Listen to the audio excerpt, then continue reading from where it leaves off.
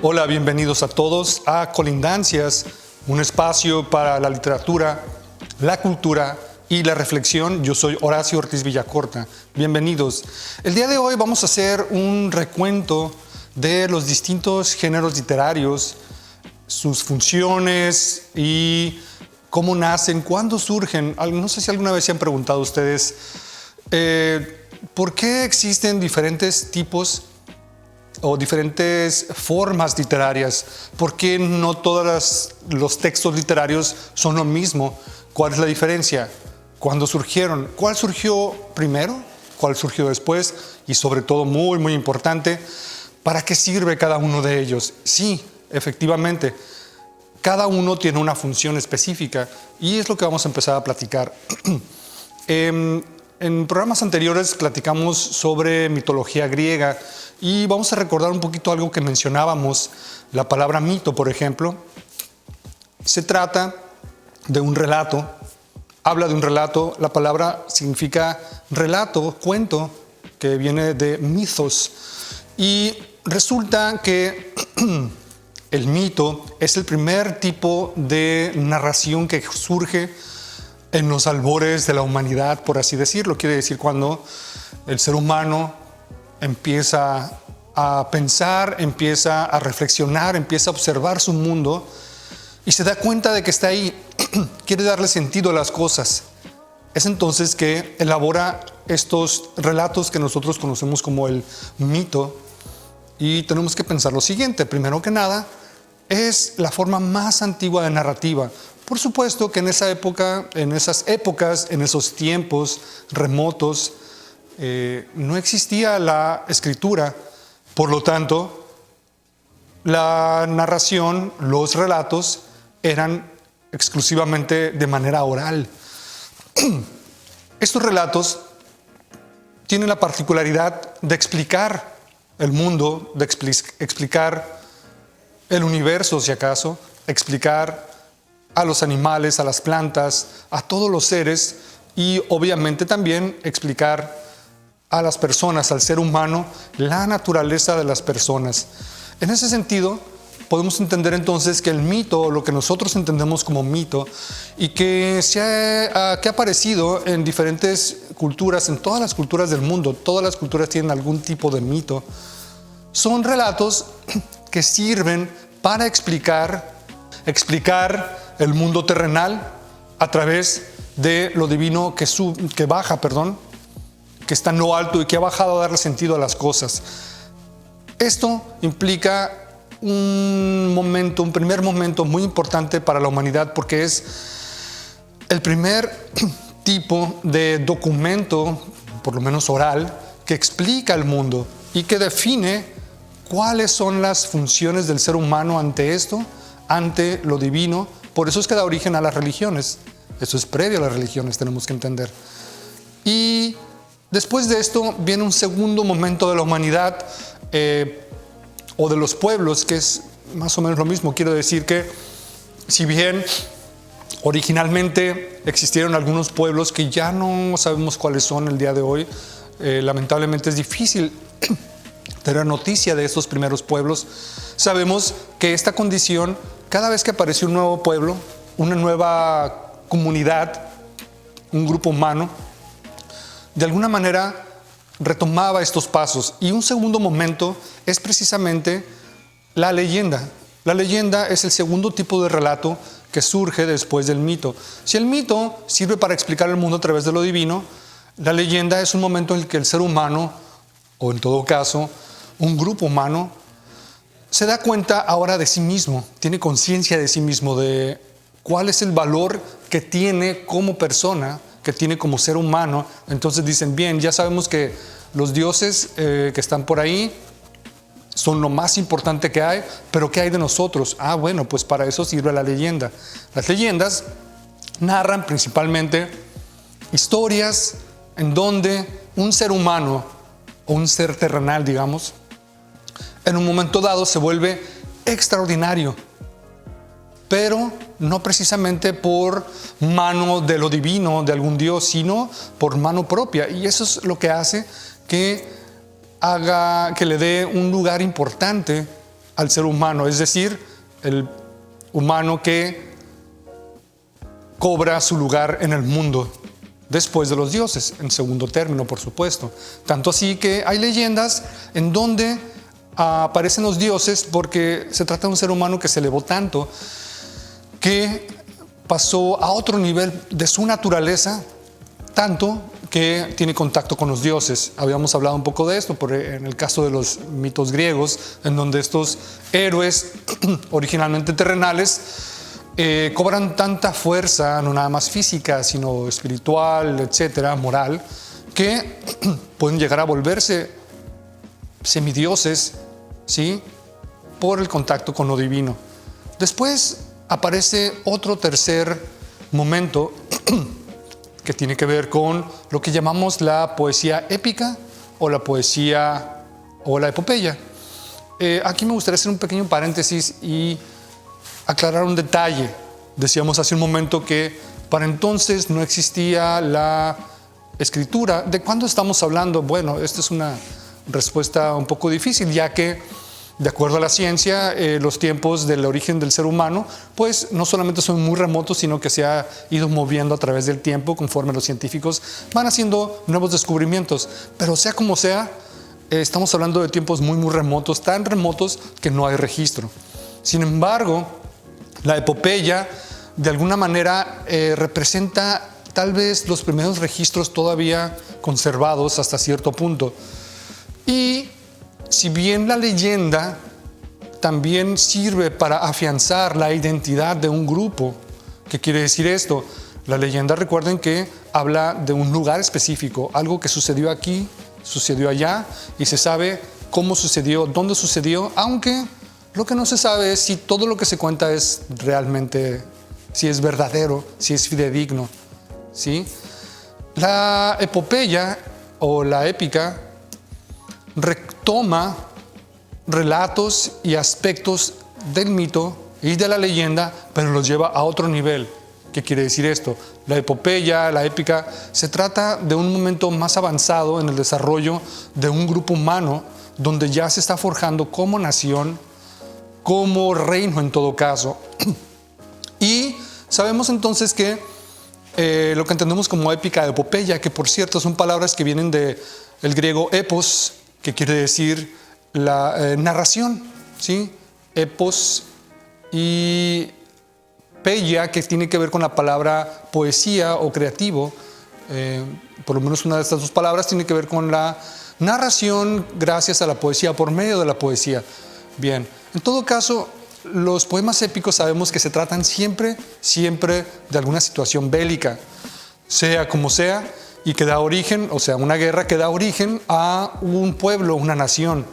Esto hace que el valor principal de los poemas épicos sea la guerra, pero principalmente los valores nacionales, ¿sí?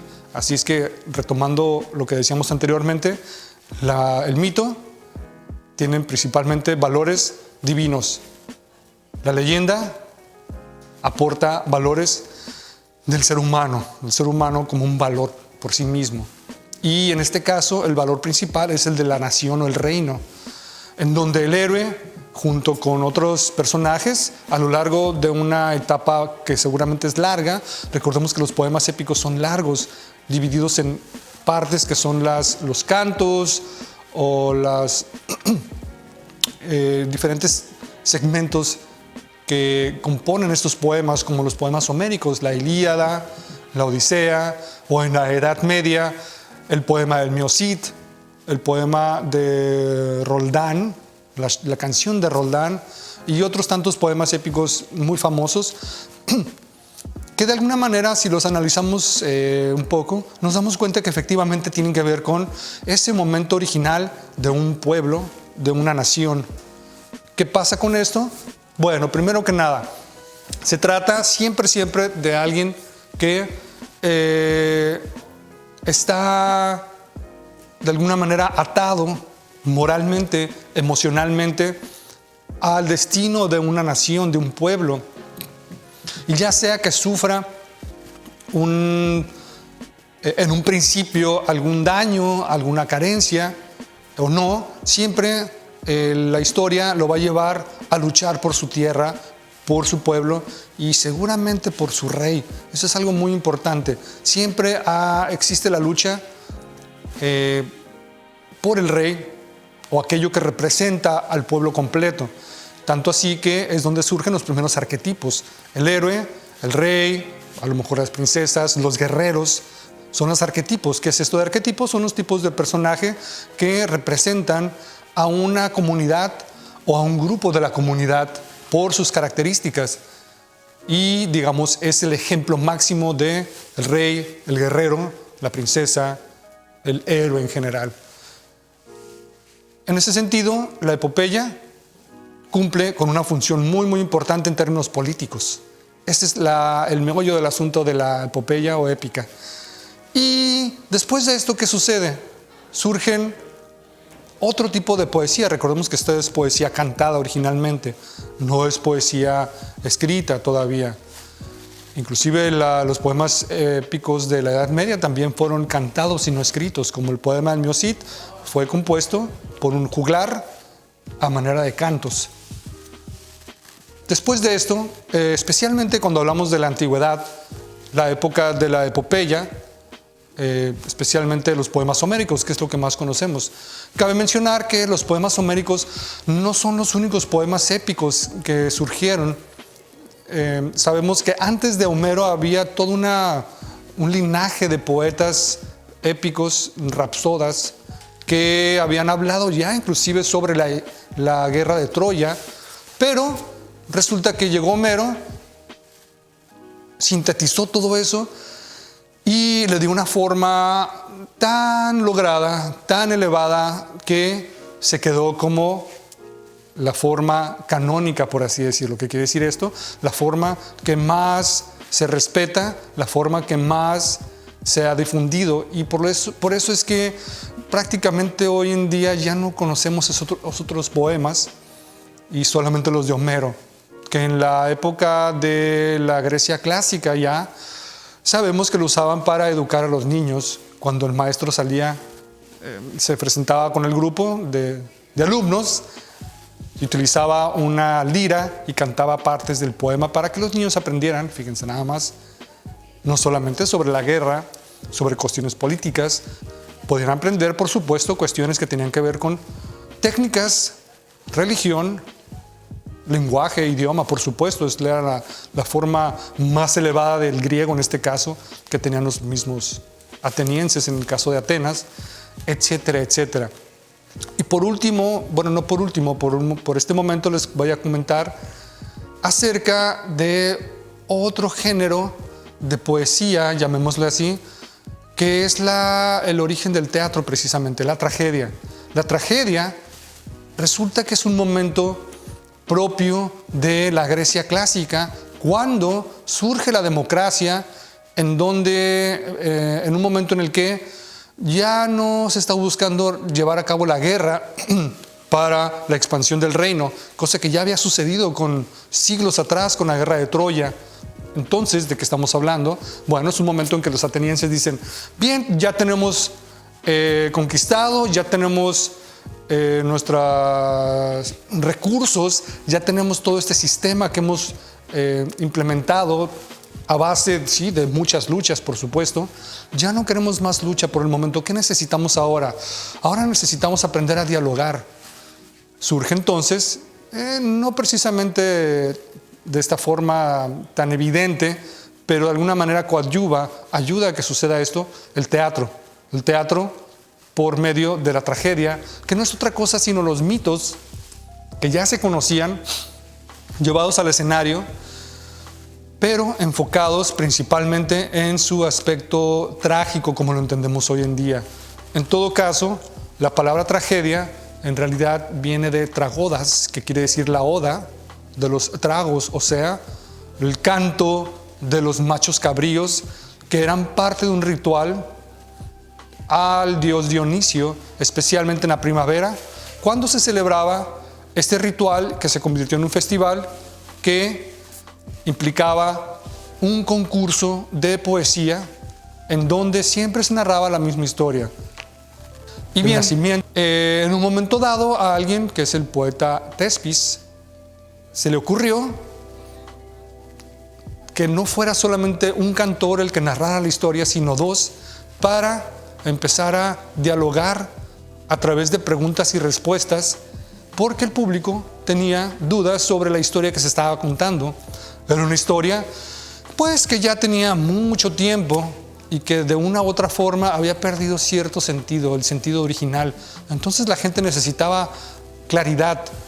Esa es la particularidad principal en términos de cuál es el propósito de la tragedia. Fíjense nada más. La tragedia o el teatro mismo en general, como ustedes sabrán, está conformado por diálogos. No es otra cosa que diálogo. No se trata de alguien narrando una historia, sino alguien que narra la historia a través de un diálogo con otro personaje. Y entre ellos van formando la historia. ¿Qué pasa con esto? ¿Qué tiene que ver entonces esta forma de poesía y su función social? ¿Cuál es su función social más bien? Bueno, recordemos que en esta época en Atenas, ¿de cuándo estamos hablando? Tal vez unos 400, 500, 600 años antes de Cristo, cuando surge la democracia. Ahora bien, la democracia, sabrán ustedes, necesita del diálogo. Y en ese sentido, la tragedia, el origen del teatro, no hace más que ayudar a la gente a que se ejercite, por lo menos como escucha, en el diálogo mismo. Recordemos que los diálogos de las tragedias son muy complejos, largos, pero son muy puntuales y son muy elevados. Tanto así que se trata de un pueblo que fue educado para dialogar. Qué mejor forma de lograr una buena democracia, y funcionó por un tiempo, por supuesto.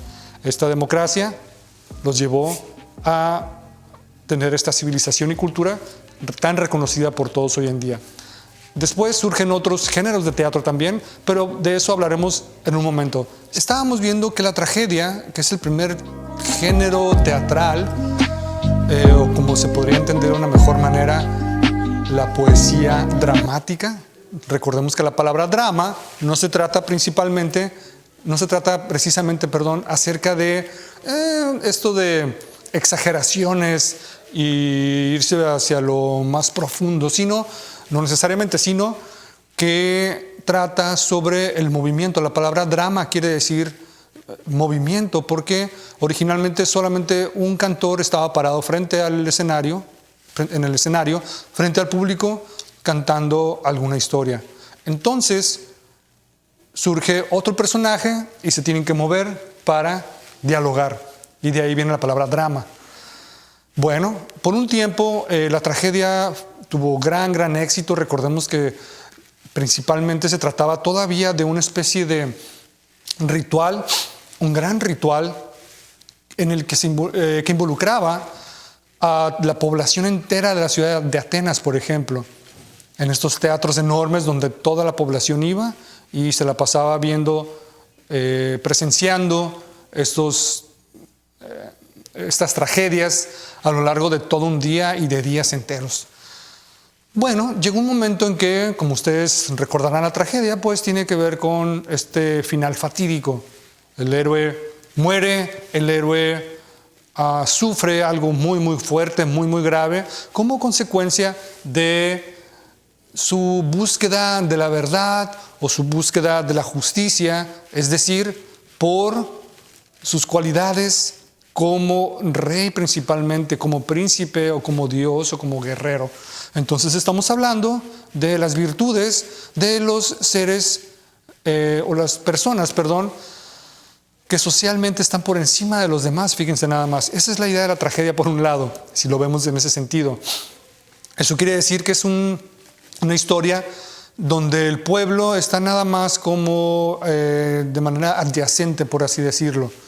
Entonces, llegó un momento en que algunos ciudadanos empezaron a dar cuenta de esto y dijeron, vamos a ver, la tragedia nos está diciendo que se trata de héroes que son todos virtuosos, son perfectos y además sufren porque son perfectos. Entonces yo veo que acá la gente que en la vida real pues no es necesariamente así. Los gobernantes que tengo por acá no son muy perfectos que digamos y no sufren mucho que digamos. ¿Dónde he escuchado eso? Bueno, el punto es que es entonces que surge precisamente la contraparte de la tragedia. ¿Qué es esto? La comedia. La comedia tiene como propósito señalar esos puntos, precisamente decir, ¿saben qué? A ver, un momento. Vamos a poner realmente cómo suceden las cosas. Tenemos aquí a los poderosos, vamos a observarlo. Miren nada más, está lleno de defectos. Miren nada más todos los errores que cometen. Miren nada más, vamos a reírnos de él. Dicen que la tragedia es la voz de los príncipes o reyes de la alcurnia, pero la comedia es la voz del pueblo. Es la voz del pueblo que está señalando y que está burlándose de los poderosos que no han llevado a cabo bien sus funciones. Especialmente es eso. Y la palabra comedia viene de cómodos, que quiere decir desfile. ¿Qué quiere decir esto? Es un momento alegre, por supuesto, la comedia siempre implica risa y alegría, pero también implica ver pasar a los personajes uno tras otro, observarlos, criticarlos y burlarse de ellos. Ahora, una función muy importante de la comedia no es nada más desahogarse ante estos malos manejos de los funcionarios, de los poderosos, de los terratenientes, etcétera, sino hacer algo al respecto. Y eso es algo bien curioso porque tal vez en un país como el nuestro digamos, la comedia pues está muy bien para desahogarse, pero ¿realmente logra algo? Pues no. Pero en el caso de una cultura como la griega clásica, pues resulta que la comedia sí lograba algo. ¿Cómo está eso? Pues si a un poderoso, a un gobernante, a un terrateniente le hacían una comedia, pues más vale que se cuidara porque en ese momento estaba siendo señalado y podía ser restituido, podía ser castigado, cosa que para nosotros puede ser un poco raro y poco difícil. No imposible, por supuesto. Y eso nos lleva a entender algo bien interesante. La comedia nace y está ligada íntimamente con la política, tanto así que en los siglos posteriores, en épocas posteriores, la comedia dependió de las condiciones políticas. En Roma, por ejemplo, ya no se criticaba necesariamente a los poderosos, sino que se buscó otra modalidad. Era una comedia que criticaba al pueblo, especialmente en la época imperial, cuando criticar al poderoso era inadmisible. Posteriormente, en la Edad Media, con el cristianismo, no solamente desaparece la comedia, desaparece todo el teatro. Así es que eso nos dice muchísimo de qué pasa con la comedia y la política. Y también surge en el Renacimiento, en una época en que, en un lugar, como Venecia, cuando surge la democracia por la República Veneciana y tienen las condiciones propicias para que surja de nuevo la comedia, y esto sucede en manos de un movimiento que se llama la comedia del arte, muy recomendable también. Y por cierto, ya no se critica nada más a los poderosos o nada más al pueblo, sino que se critica a todo mundo por parejo, los que están arriba, los que están abajo, los que están en medio. Y bien, después de esta poesía dramática que son la tragedia y la comedia, tenemos a la par algo que ya había aparecido en otros momentos, por ejemplo en la India, y surge también en Grecia, que es la fábula. La fábula no es otra cosa que una pequeña historia en donde se narra, o donde se presenta, un relato para dar una enseñanza moral. Eso quiere decir que exalta los valores morales. Igual que la tragedia, por así decirlo, representa y cumple con una función muy importante para la época de la democracia, en este caso ateniense, especialmente, no exclusivamente, pero principalmente, porque se trata de educar a ciudadanos desde niños. Por eso la fábula es un relato muy sencillo que cualquiera puede entender, especialmente los niños, para que se conviertan en buenos ciudadanos. Así como los mayores, los adultos, van a forjarse como buenos ciudadanos a través del diálogo y de la reflexión a través de las tragedias y de las comedias también, por supuesto. Recordemos que la crítica social es la que hace que se mantenga este equilibrio. Bueno, en el caso de las fábulas, también hay un poco de eso. De hecho, podemos encontrar fábulas en donde se muestran los errores de un gobernante, pero también se muestran los errores de la gente común. Y de ahí que tenga siempre al final lo que se conoce como una moraleja, que tiene que ver con moral. Por eso exalta los valores morales propios de una época de paz, no de guerra. Y también entendemos que fábula, la palabra fábula se refiere a una historia. Es una palabra que también viene del griego y se refiere a una narración, a un entretejido de una historia. Que por cierto, también está emparentado a el siguiente género. ¿Cuál es el siguiente género? No es otro que el cuento. El cuento es un tipo de relato que originalmente era de poca importancia y originalmente también de tradición oral, por supuesto. También existió en la antigüedad, pero es un relato que cobra mayor importancia principalmente hacia la Edad Media. Resulta que se trata de un género que de alguna manera ya no trata temas específicos. Fíjense lo que les voy a decir. El mito, decíamos, siempre va a hablar sobre la intervención de lo divino para darle sentido a lo terrenal. Resumiéndolo bastante, de eso se tratan todos los mitos. La leyenda siempre se va a tratar de un ser terrenal, un ser humano que se eleva por encima de su naturaleza. Siempre va a ser eso. Ya sea que se vuelva un guerrero extraordinario, un fantasma o que lleva a cabo alguna función social extraordinaria. La epopeya siempre tiene que ver con cómo se forja una nación a través de la guerra. Siempre va a ser eso. La tragedia siempre va a ser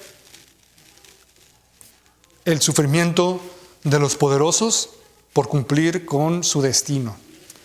La comedia siempre va a ser la crítica social de los poderosos y en un momento dado del pueblo.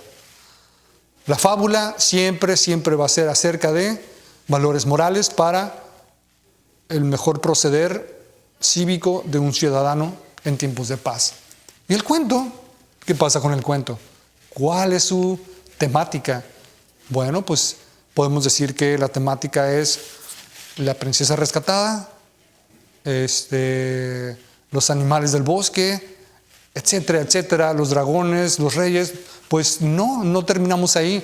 Entonces, podemos entender que el cuento tiene muchísimos temas, es más, no tiene muchos temas, tiene todos los temas. Eso hace que su función vaya encaminada a mostrarnos la gran diversidad que tiene el mundo, la diversidad del mundo en términos de temas, pero con una estructura cerrada, con cierto número de personajes y cierto número de momentos. Es muy curioso esto porque eso nos hace ver cómo en cierto espacio temporal de narración se pueden acomodar tema tras tema tras tema, no en el mismo cuento, por supuesto, sino en un cuerpo tan amplio como todos los cuentos de la historia y de todos los escritores y de todos los autores que ha habido, incluyendo los anónimos, por supuesto, y los de tradición oral, que son folclóricos.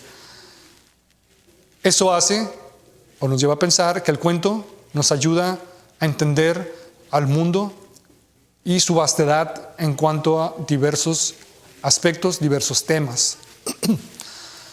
Muy parecido a esto, en ese sentido, pero muy distinto en términos de forma, es la novela, que es el último género que aparece en la historia, por lo pronto. Y es un género que tuvo sus ensayos en la antigüedad, especialmente en Roma, con el escritor Lucio Apuleyo, que escribe una novela que se llama El asno de oro. Una trama muy sencilla de un personaje que se convierte en un asno de manera mágica y sufre algunas aventuras por ahí. Después de eso, no aparecen más novelas hasta más avanzada la Edad Media. Bueno, tenemos un antecedente japonés, también hacia principios de la Edad Media, pero lo que les quiero decir es que no hay una tradición que se continúe inmediatamente, sino hasta que surgen las novelas de caballería y que tienen como propósito entretener a los lectores en un momento en que las epopeyas, las épicas y los romances acerca de los caballeros andantes ya no tienen tanta importancia, por lo tanto surgen estas novelas, pero son novelas, digamos, de menor categoría. No es hasta que llega una novela como El ingenioso hidalgo Don Quijote de la Mancha de Miguel de Cervantes, que establece la forma, el sentido, el verdadero propósito de la novela. Estamos hablando, por supuesto, del Renacimiento. ¿Qué pasa en el Renacimiento? Sabemos que es un momento de descubrimientos geográficos, científicos y de otro tipo. Un momento de despertar, un momento en que la visión del mundo, por lo menos a los ojos de los europeos, se amplía, y no digamos también a los ojos de aquellos que fueron conquistados en otras tierras por parte de los europeos. También es una visión que se amplía. Se conoce entonces que el mundo ya no es ese pedazo de tierra. Sabemos que la humanidad no es ese pequeño grupo de europeos o de alguna otra cultura, sino que es mucho más amplio. ¿Qué sucede entonces? Se requiere de un texto tan largo donde quepan todas esas variantes y todos esos aspectos del mundo, y por eso podemos entender a la novela como un género donde caben un mundo completo, varios mundos tal vez, o toda una vida. También tiene una influencia muy importante del invento de la imprenta, que hace que sea posible por fin tener una historia larga impresa sin necesidad de recurrir a un copista, como sucedía originalmente. Y bueno, para terminar, la novela ha sufrido muchísimos cambios porque el mundo sufre cambios. Y es así que nos constata esto. En la novela cabe todo un mundo, pero siempre el mundo cambiante. Bueno, eso ha sido todo por hoy. Yo soy Horacio Ortiz Villacorta. Los invito a que lean cualquiera de estos géneros y que nos sigan viendo aquí en Colindancias. Nos vemos la próxima. Hasta luego. Hola, bienvenidos a este 2020 en mi segmento de Humanamente. Hay una tendencia a buscar iniciar con el cumplimiento de los propósitos de Año Nuevo, y es normal porque estamos en los primeros días de este año y que siempre se utiliza de pretexto el inicio de los años para pensar en el inicio de los ciclos, y así es como nos encontramos con una serie de elementos que van a conformar nuestra forma de actuar, además de los propósitos que nos planteamos para el año nuevo, pero también nos vamos a encontrar con un momento para ejercer una nueva forma de pensar, una nueva forma de criticar las cosas que se nos presentan, las cosas que se nos dicen, y algunos de estas pistas para darnos cuenta que a veces estamos equivocados o que a veces quieren hacernos caer en una equivocación, es el observar los comentarios, las publicaciones en Facebook, los distintos encabezados que aparecen en la prensa, en el Twitter, en la publicidad engañosa. Pero mucho de esto, por ejemplo, este elemento que tiene que ver con el comprobado científicamente, puede resonarnos serio y puede hacernos creer que lo que se nos está diciendo es lo que va a generar una transformación en nuestras vidas, pero muy probablemente tiene que ver nada más con la forma en la que se nos está diciendo, con la seguridad con la que se nos está planteando. Y esto es parte del arte de la retórica, pero este también tiene que ver con el arte y está incluido dentro de estos elementos, este tipo de oraciones, a lo que conocemos como falacias de la argumentación, en la vida cotidiana o en la vida científica. De esto vamos a hablar hoy en Humanamente. Les recuerdo que soy Erika Claire Caicero, feliz de estar con ustedes en este nuevo año en Colindancias. Quédate conmigo para seguir platicando sobre este tema.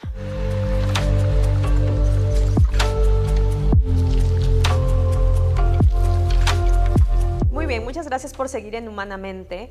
Les decía que un elemento que tendría que estar dentro de nuestra lista de propósitos de Año Nuevo, al menos yo lo propongo que así sea, es el asunto de preguntarnos si esto que estamos argumentando o esto que se nos está diciendo, una oración cualquiera, forma parte de algo que tenemos que concebir como un conocimiento válido, como algo que sea verdadero. Y no estoy simplemente hablando del conocimiento científico, sino dentro de las argumentaciones cotidianas, incluso cuando hablamos sobre opiniones, cuando intercambiamos puntos de vista, podemos encontrarnos con resoluciones y podemos encontrarnos con ciertas oraciones determinantes y a veces fundamentalistas que plantean que la verdad de las cosas es como es, pero se dicen con tal seguridad, con tal nivel de elocuencia que suelen tomarse como verdaderas. Y esto es parte de lo del mundo, de lo que en el mundo se conoce y se tiene que tener muy claro, y yo abogaría porque se tenga desde la educación básica la enseñanza de esto a lo que se van a encontrar en el momento en el que se está iniciando el desarrollo de las habilidades cognitivas más formales, y lo planteo desde la teoría de Piaget de cómo evoluciona el pensamiento en los seres humanos, que estoy hablando ya del momento formal en el que somos capaces de abstraer la realidad. Tendríamos que ser también capaces de reconocer lo que es ilusorio de lo que es verdadero. Y es aquí en donde entran las falacias, que no es otra cosa que un argumento que parece válido, pero que no lo es. Y las podemos identificar de manera no poco fácil, porque, más bien no poco fácil, no era la palabra que quería decir. No podemos identificarlas de manera muy fácil, pero que si entendemos la estructura en la que las falacias se presentan, tal vez tengamos ciertas pistas para poder identificarlas en los argumentos, en la publicidad engañosa, en ciertos comentarios, decía fundamentalistas en Facebook, en ciertas declaratorias, en ciertos discursos políticos, y las podríamos identificar. Las falacias entran dentro de este mundo sofista, e incluso las podríamos considerar dentro de los sofismas, que son estas refutaciones o silogismos aparentes que defienden algo falso, confundiendo al interlocutor con artimañas en la argumentación. Entonces se utilizan estrategias retóricas, ya lo decía, adornos, incluso ciertos elementos que se presentan dentro del contexto para sostener cosas que en realidad son mentiras. Y esto del silogismo es algo que propone Aristóteles, se propone desde el pensamiento griego, el desmantelar esta serie de sofismas y esta serie de falacias que se estaban presentando en la vida cotidiana. ¿Qué es lo que plantea él? Plantea el desentrañar cada una de las oraciones dichas en las premisas que la conforman. Un silogismo está conformado por por al menos tres premisas. Se presentan tres oraciones, pero se conforman por dos premisas y una conclusión. Y evidentemente tanto la premisa como la conclusión tienen que ser verdaderas, pero la conclusión en el caso de las falacias podría ser falsa a pesar de que las premisas son verdaderas. Y en algunos otros casos podría ser las premisas falsas o una de las premisas falsas y tener una conclusión verdadera.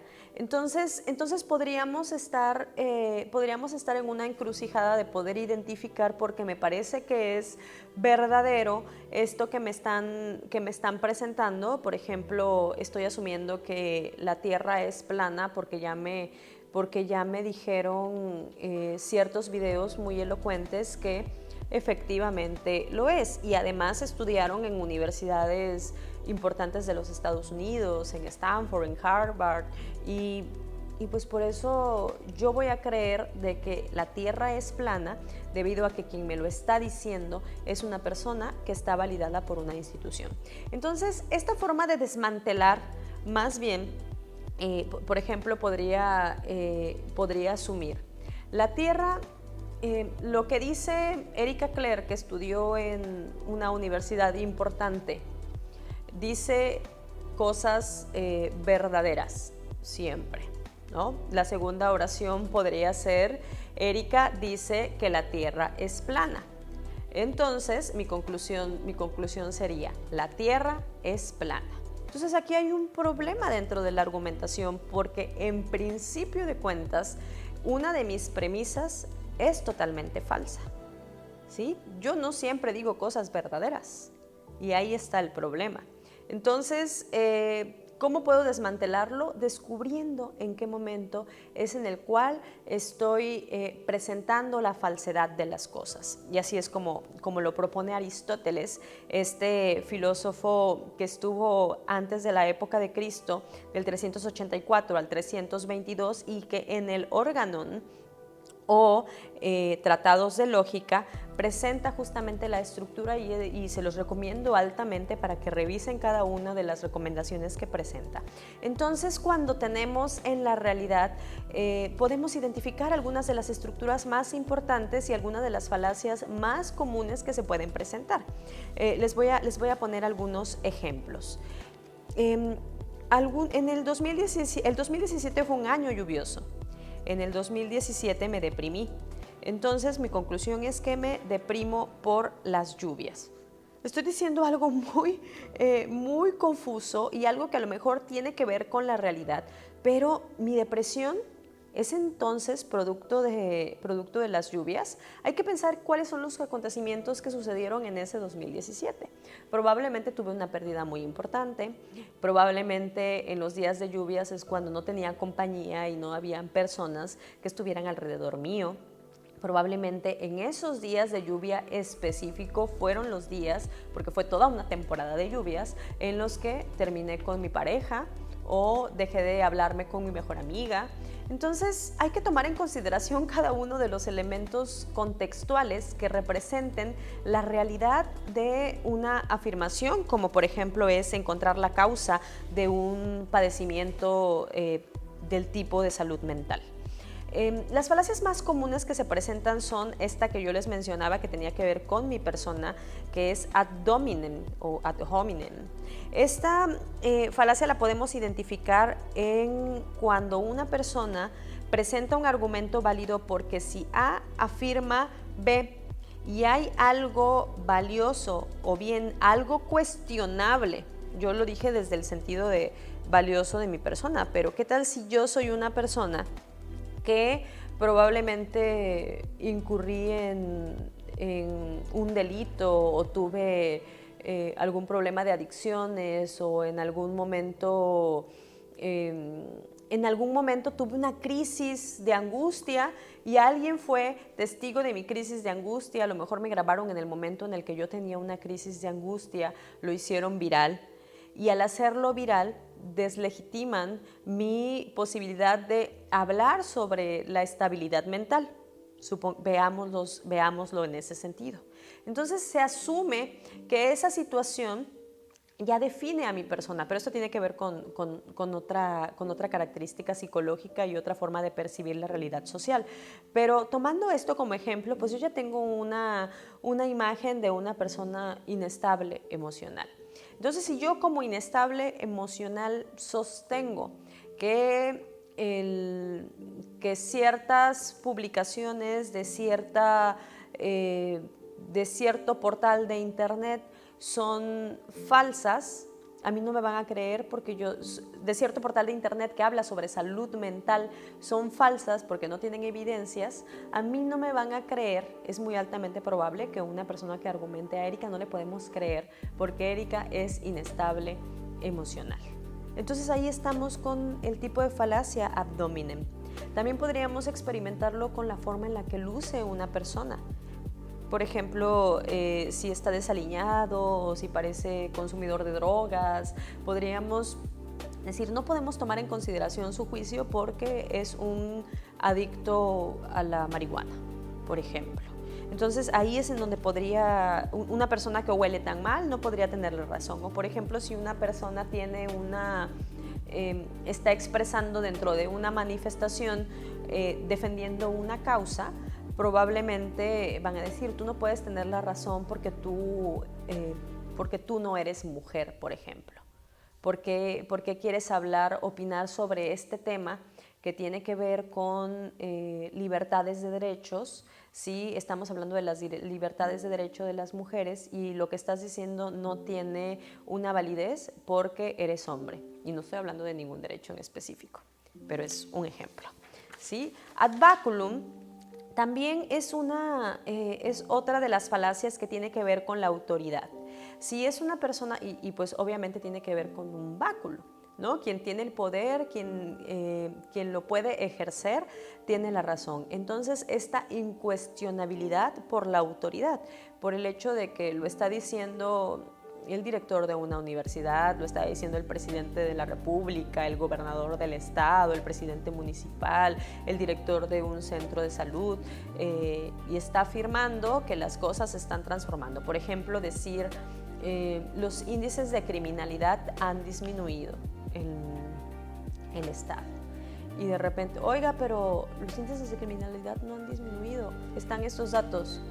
Es irrelevante en este ejercicio de falacia porque quien va a argumentar va a decir, es que lo dijo la autoridad máxima y él tiene la razón.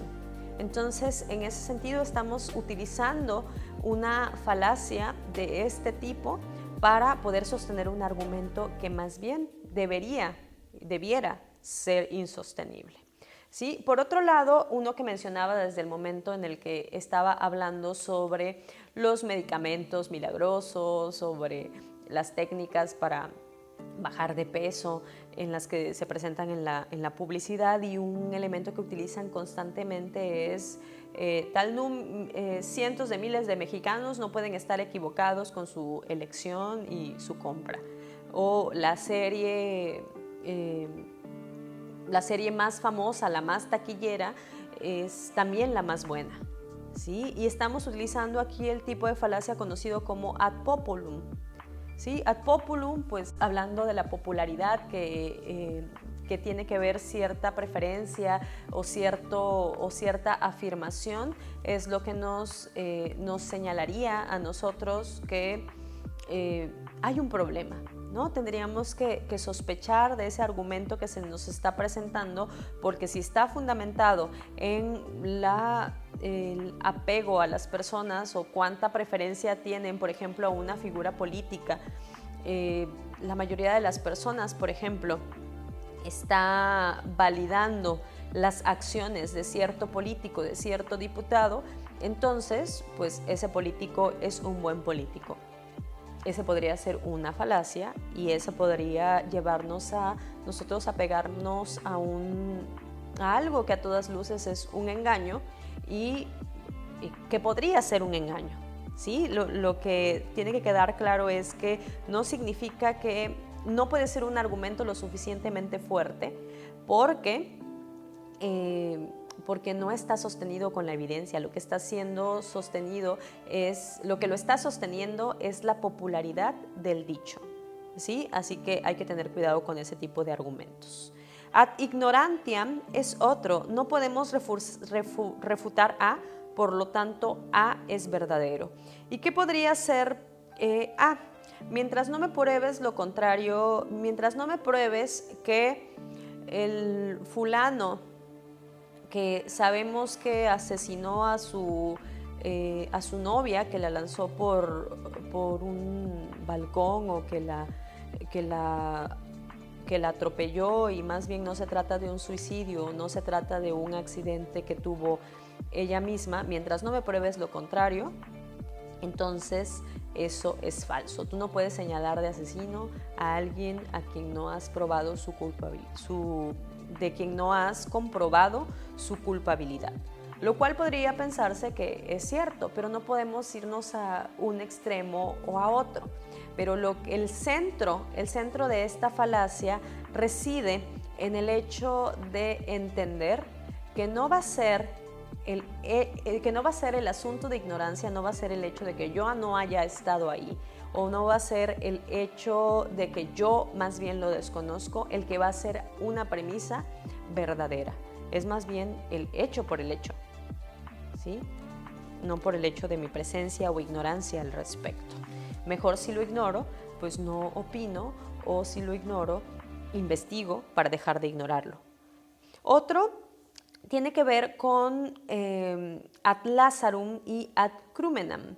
Esto tiene que ver con la afirmación que hace cierta persona, se le atribuye el hecho de ser rico o de ser pobre y por lo tanto lo que dice esa persona rica o pobre es cierto. En el caso de ad Lazarum, podría pensar que una persona que es pobre no podría equivocarse en lo que está diciendo porque inherente a su pobreza está la honestidad y todos estos valores nobles. Entonces no podría, y está muy asociado al ad hominem, no tendría por qué asumir a una característica de una persona la generalización y el hecho de no cuestionar lo que me está diciendo. No importa que sea rico, no importa que sea pobre, no importa si tiene cualidades de bondad o cualidades de mentira, porque lo que tiene que caer sobre su propio peso, y esto nos los va a enfatizar mucho Aristóteles, es la realidad. Eso es lo que tiene que caer y la verdad al fin es la que tiene que reinar. De ahí el gran éxito de las falacias. Otra de las falacias es ad nauseam. Este argumento tiene que ver con el hablar excesivamente sobre algo, extender un argumento y repetir el mismo argumento una y otra vez de tal forma que parece que ya tenemos suficiente información como para darte elementos aun cuando los elementos argumentativos no hayan tenido nada que ver con eso que se está sosteniendo, ¿sí? Repito, no vas a sostenerlo por el hecho de que hables mucho, no vas a sostenerlo por el hecho de que parezca que sabes, sino que se va a sostener por el hecho de que está reflejando la verdad. Y ese está muy asociado con esta falacia a la que le llaman como del muñeco de paja, ¿sí? En esta falacia lo que encontramos es que lo que se busca es atribuir muchos elementos a esta persona que lo está diciendo, agregarle argumentaciones que no son necesariamente asociadas con el argumento central, sino, por ejemplo, decir, es que sus características son de gente ignorante, es que es una persona que nunca estudió, además lo estás diciendo porque eres un fascista, además tú siempre te has llevado solamente con personas racistas. Entonces si a lo mejor esta persona me está diciendo un argumento que es válido y que puede ser sostenible, me cierro a escucharlo porque ya estoy empleando una falacia argumentativa en contraposición, que lo que está haciendo es derribar todo su argumento, poniéndolo débil y generar en esto el combate hacia esa persona que se ha convertido en mi opositor argumentativo.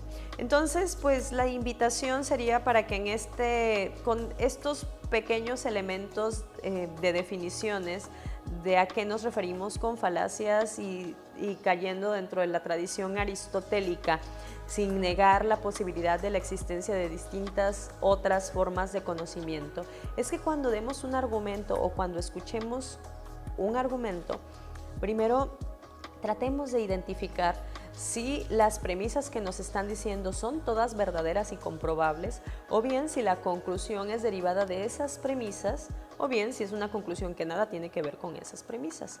Así, los invito a que identifiquemos si en una conversación nosotros o las otras personas estamos utilizando falacias y las podamos derribar, así como se hace con el muñeco de paja.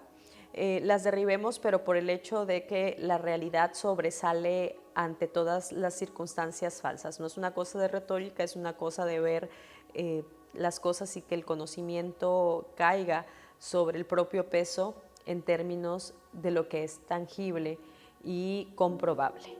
Muchas gracias por acompañarnos en Humanamente. Nos vemos en el siguiente segmento.